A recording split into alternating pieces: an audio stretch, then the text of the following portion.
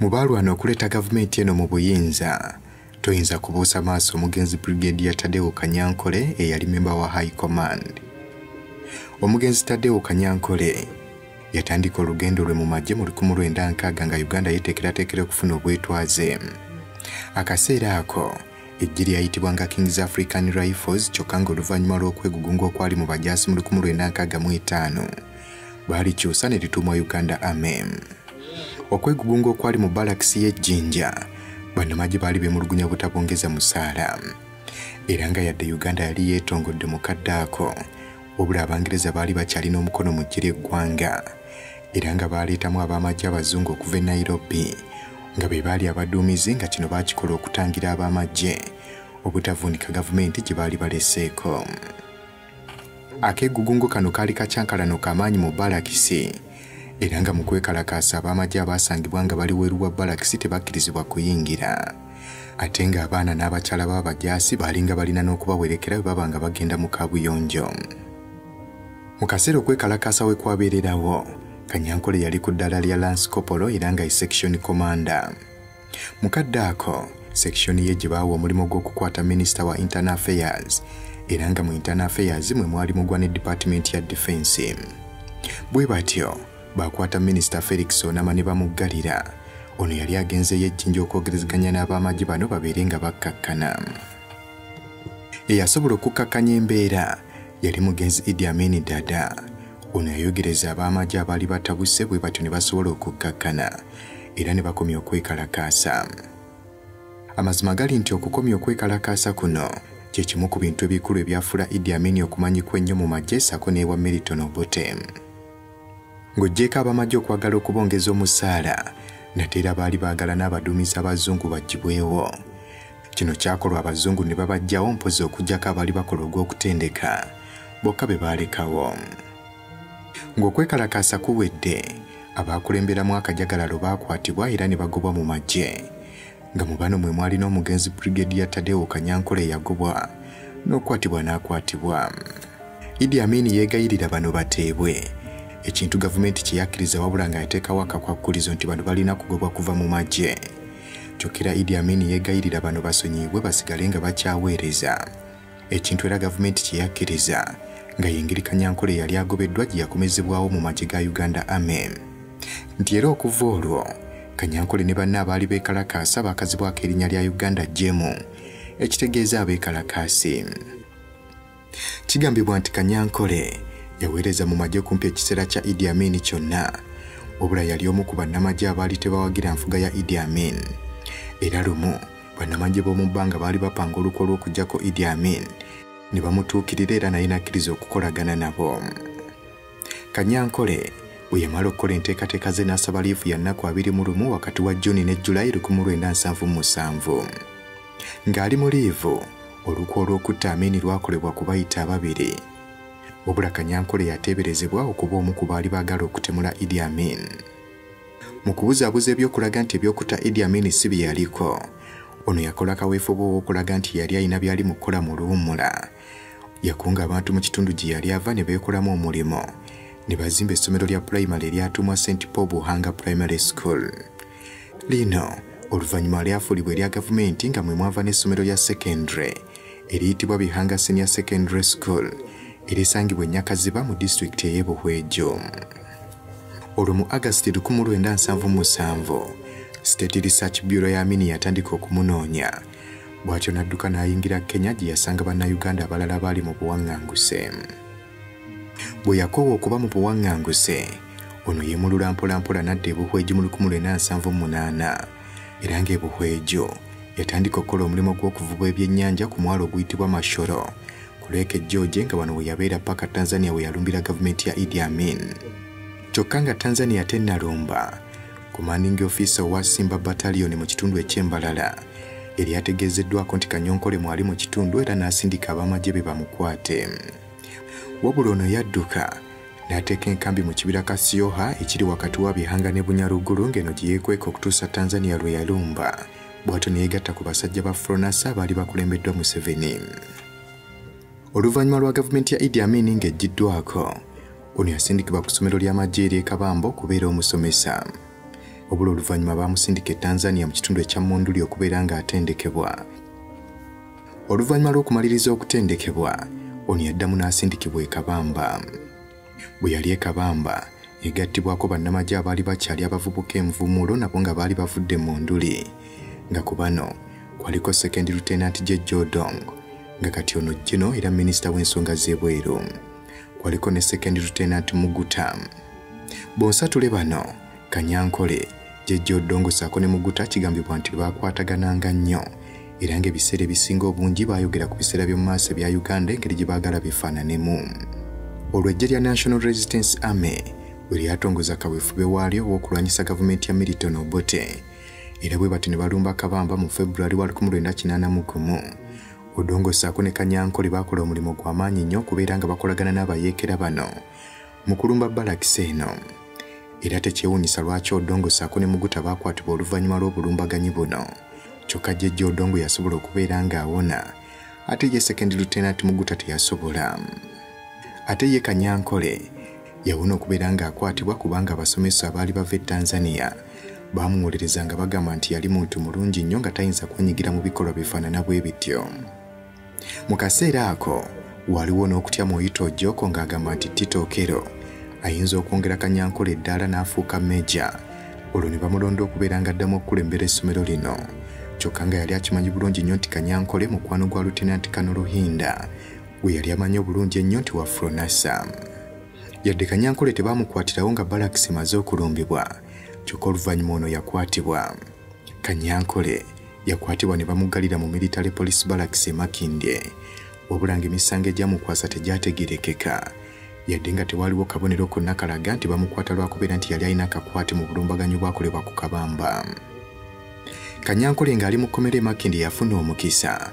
Mu kaseera ako Second Lieutenant Indiana bo baamusindika okubeera nga y'abaakulira balakisi eno, kyokka ng'ate Kanyankole n'Indiana bo baali baamukwana ebitagambika. Yakozesa omukisa guno n'asobola okuwandiikira Bazilio Okero obubaka, nga mukadde ako Bazilio ye yali commanding officer wa Central Brigade, ate ng'era yali mukwano gwa Kanyankole. Mukadde ako Bazilio Okero ye yali commanding officer wa Central Brigade, ate ng'era mukwano gwa Kanyankole. Enteekateeka zaakolebwa, bw'atyo ne bamuwa liivu ya nnaku 21, nga bw'ava mu liivu yali alina kulipootinga mu kifo ekipiya ekyali kimuweereddwa. Guno yali wakugenda ku ttendekero eryali liteekeddwateekeddwa eppya mu kitundu eky'eggulu. Wabula Kanyankole we bamuwa liivu n'agenda e Buhwejo, ono yakola nteekateeka kulaba ngeri gy'agenda kwegattamu mu bayeekera baali balwanyisa Milton Obote, kubanga yali amaze okwerabirako gavumenti engeri gy'etambuzibwamu, n'ekitta abantu kyerabirako ye mwennyini nga bamuggalidde e Makindye. Kanyankole ono kigambibwa yayambibwako Meja Lubalamira Lulangalanga okumukukusa okugenda mu nsiko. Bwe yali ayogerako ne bannamawulire, yategeeza nti okukukusa Kanyankole gwali mulimu muzibu nnyo, kubanga waaliwo okutya nti engeri gy'ali omusajja omuwanvu kijja kubeera kizibu okumuyisa ku zi roadblocks nga tebamutegedde. Wabula yali wa mukisa yasobola okubeera ng'atuusibwa mu nsiko mu mwezi ogwa Sebutemba mu 1981. Mu nsiko Kanyankole yafuuka chief trainer w'abayeekera. Enkambi yali evunaanyizibwa ku kutendeka yali wansi wa uniti ya Nkuluma, nga mukadde ako yali eddumirwa General David Tinyefunza. Kanyankole mu bakadeti be yasooka okubeera ng'atendeka mwalimu Meja General Benon Biraalo, Henry Tumukunde, Sserwanga Lwanga ssaako ne Victor Bwana.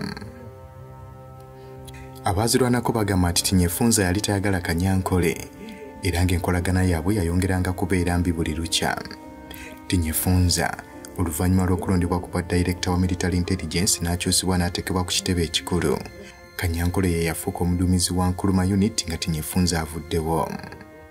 Olw'amagezi g'alina mu byamagye ate nga mu Katuliki, gattako okubanga mweru yafuulibwa memba wa High Command, nga bammemba abalala abaaliko kwaliko Eriya Kategaya, Matayo Kyaligonza, Salimu Sale, Eritu Mwine, Fred Rwejema ssaako ne David Tinyefunza. Akaseera nga katambudde bano nga bali mu kulwana, abayeekera baddamu okutereeza rankisi zaabwe. Kanyankole ono wabula teyaweebwa buvunaanyizibwa ng'era yasigala ku headquarters paka mu 1985. Bwe bagulawo omugendo gwa Western Axis, ng'omugendo guno gwali gukulemberwa omugenzi Fred Rwejema, Kanyankole ono yakolera ddala omulimu ng'era ekiwayi kyabwe kyawamba Kasese ne Fort Portal. Abaazirwanako abawerako beebaza Kanyankole olw'okuteekawo amatendekero agaatendeka ab'amagye abaabayamba okuwamba obuyinza. Eruweero okutendekebwa kwali kutono ddala kuba abayeekera baali tebalina matwale ga nkalakkalira. Era okuyingiza abayeekera okwaddala ssaako n'okutendekebwa byatandika nga Rwigima amaze okuggulawo Western Access. Ye Haji Moses Kigongo yali akulira byabufuzi mu mugendo guno omupya ogwa Western Access. Olwo Meja General Jim Muhwezi ye yali Chief Intelligence Officer, ate ye Kanunuwe Amanya Mushega ye yali Chief Political Commissar. Abaazirwanako bongera okukakasa nti amaanyi ag'okulumba Kampala gava mu mugendo guno ogwa Western Access, era nga balala abakulu abaagulimu kwe kuli Chefe Ali, Kano Julius Kyanda ssaako ne Kano Samson Mande. Bano bwe baawamba ebitundu ebyawerako, Kanyankole yateekawo ettendekero mu bitundu bya Simiriki. Kigambibwa nti Kanyankole yatendekera n'ayisa abalwanyi abayinza okuba nga bawera n'omutwalo. Ng'era bano kigambibwa be baasinga okulwanyisa UNLA ku lutindo e Katonga basooke basale okujja okuwamba Kampala. Kyokka abaazirwanako bangi bagamba nti kwali kuyingiza balwanyi n'okubatendeka, ate kye kyaviirako Kanyankole obuzibu. Olunaku lumu byatandika okubungeeta nti ono yasinga kuyingiza bakatoliki mu ggye, nti era yabayingizaamu n'ekigendererwa kyakubeera ng'awamba omukulu.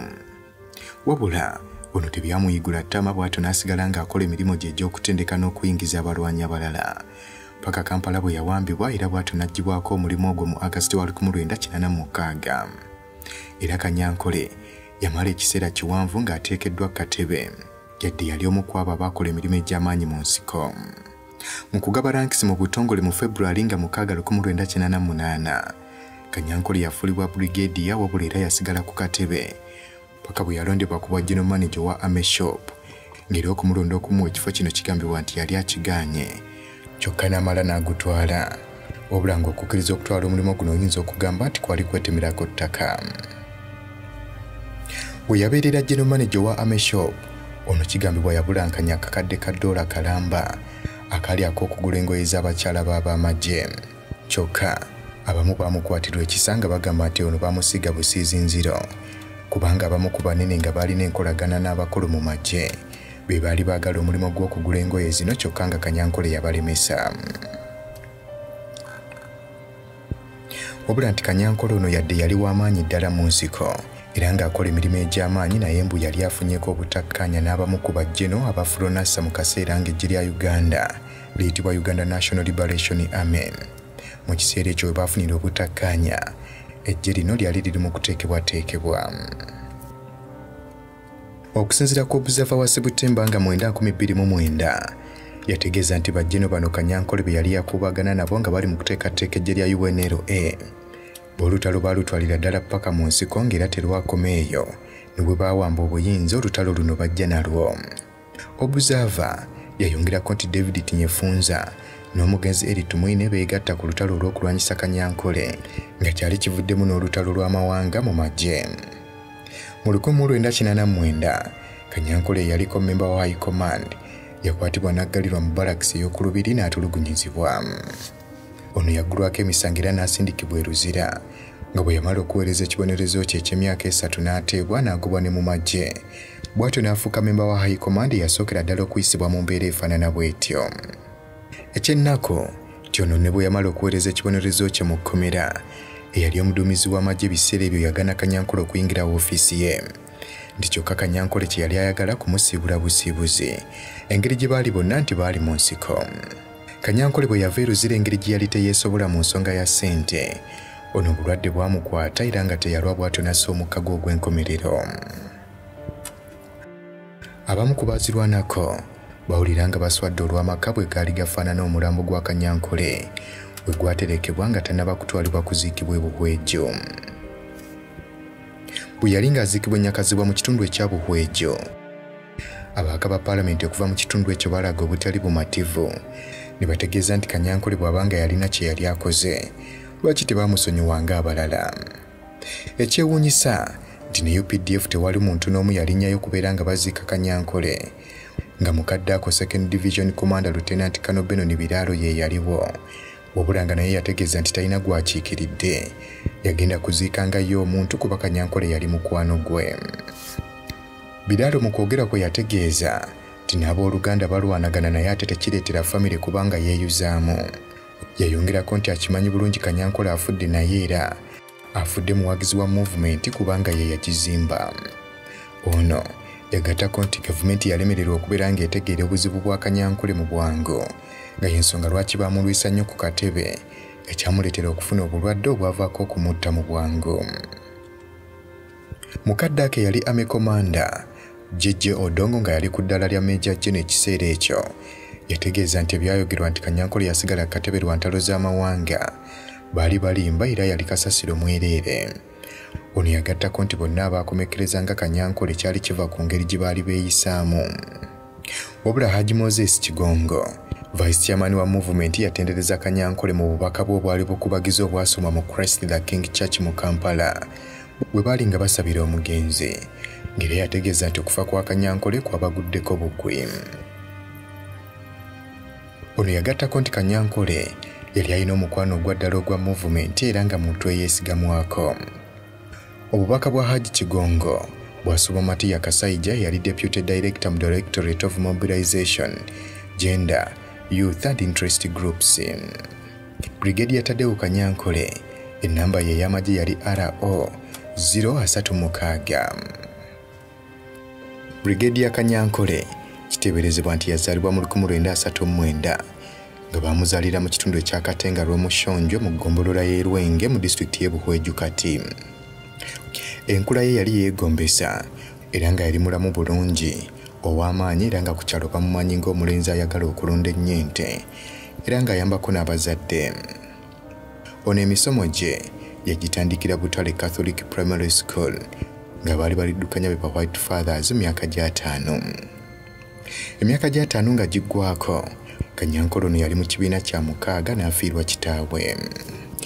Olw'okuba nti ye yali alina okulabirira bato be, ono yasalawo ave mu ssomero asobole okubeera ng'anoonya omulimu ogunaamuyamba okubeera ng'afuna ssente zinaalabirira abooluganda ssaako ne nnyina. Ono nga tannava ku ssomero, Kanyankole yali atendekeddwako okubeera Zaverian, ky'oyinza okugeraageranya ku basikawutu. Obanga obaolyawo okutendekebwa kuno kwamuleetera okubeera ow'empisa era nga kyamuyamba nnyo okubeera ng'ayingira amagye. Wakati mu kunoonya emirimu, ono omutima gwamutegeeza kugenda kuyingira magye. Era mu mwaka gwa 1960 nga Uganda eri mu kweteekerateekera okufuna obwetwaze, Kanyankole yayingira King's African Rifles oluvannyuma eryafuuka Uganda Army. Ono baamutegeezaako nti aba King's African Rifles bali mu kuwandiika abaagala okuyingira amagye era nga bali ku kisaawe ekyekakyeka mu tawuni ey'Embalala.